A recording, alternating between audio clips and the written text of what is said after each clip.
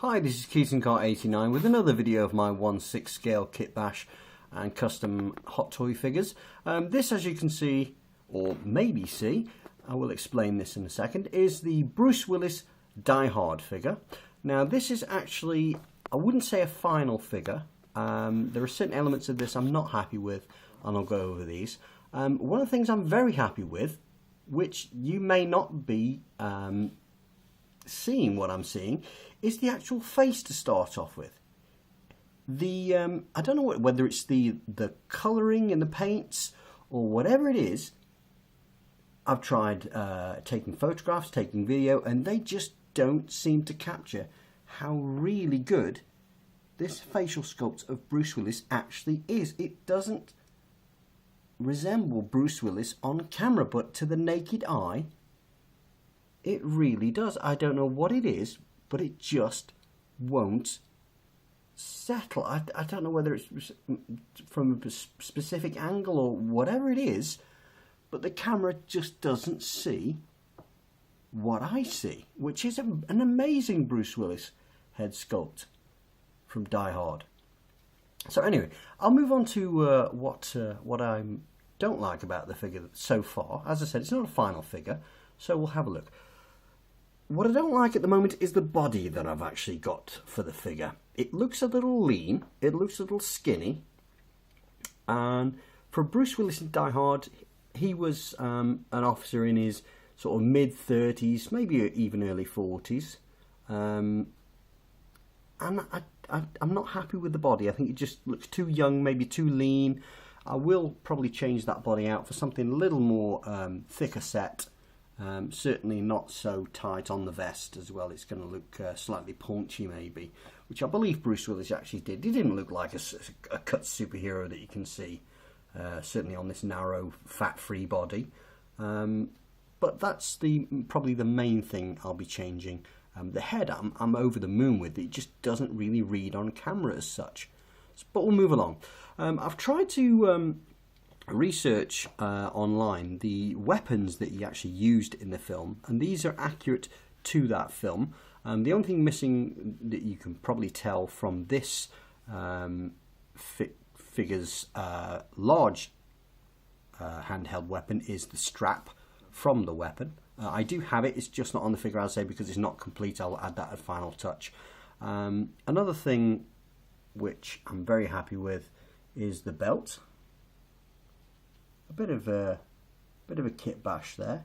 I'm not really sure what belt he uses in the film, whether it's just a plain brown or not, but I'm happy with what I've got. I'll just point out that in his pocket he's actually got a police wallet. I've tried to accessorise this figure as much as possible, again to try and beef up just basically a guy in a vest. So we'll move along and we'll have a look. We'll move around this figure slightly. I'll just tilt it slightly to another angle. You can clearly see in his pants as well, he's got a Beretta, which is actually the gun that he uses in the film. It is accurate to the model of the gun. I've also tried to enhance the figure with the digital radio that he spoke with the terrorists with. I've tried to get it as accurate as possible, but I don't think you'll ever get, the model of radio in the sort of 1/6 scale. He's also got some Camel cigarettes tucked away in his pockets, which are, again, as much as I can accurate to the high end of the movie. And as we scroll down the figure, I've actually used a kind of an industrial looking base for it. What it actually is, it's a Star Wars base from one of the new Hot Toys figures. So it is an official Hot Toys base. You can actually move this peg anywhere along this base, and it would normally say sort of Star Wars Han Solo thing. I'll just move down and show you that the bag that I've used. Again, this is the bag that had all the explosives and detonators that Hans and all the other terrorists were looking for. It is zippable, fully zippable, and as you can clearly see a flash, here it is. I went for another custom nameplate. Yippee-ki-yay! Die Hard. It is just an overlay on the Star Wars nameplate that is still there. It is stuck on, but you can remove it. It's not that difficult, and it is a Han Solo base for a New Hope, but I like it for the Die Hard. What I may actually do is I may do a custom overlay with a Nakatomi Plaza marble floor effect to change that up. But I really do like the fact that you can move this post, which is why I went for this base. It does add a lot of flexibility, again, and adding the accessory beside him or you know, in front of him. It just adds that little bit of extra rather than hanging everything off the figure. But as you can see, it's a lovely empty bag. Or is it? Well, clearly it is.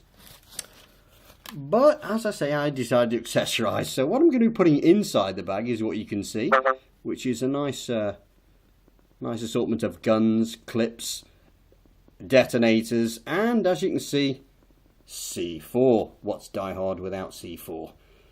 Certainly to Nakatomi Plaza. And also a big lot of Benjamins. So that's actually the contents of the bag. To make the Die Hard figure, as I say, accurate, we'll also be doing, when I decide on a body, is I won't dirty it up. I kind of like the clean John McClane.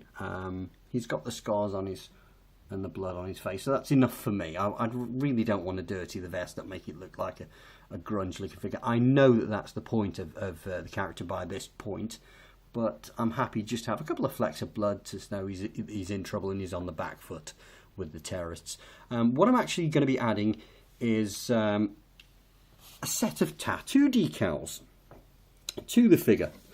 Now these are accurate to John McClane. As you can see, the marker writing that he's done on his arm, hands, Carl, and also the tattoo that's on his upper bicep.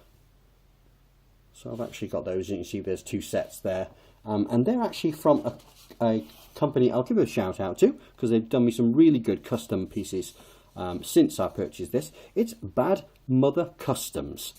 Again, check them out. They do some really good work for 1/6 kit bashing, and are worthy of your time and your interest. They do some really good work, and I can't praise them highly enough for how they've helped me with some of my figures. So that's Bad Mother Customs.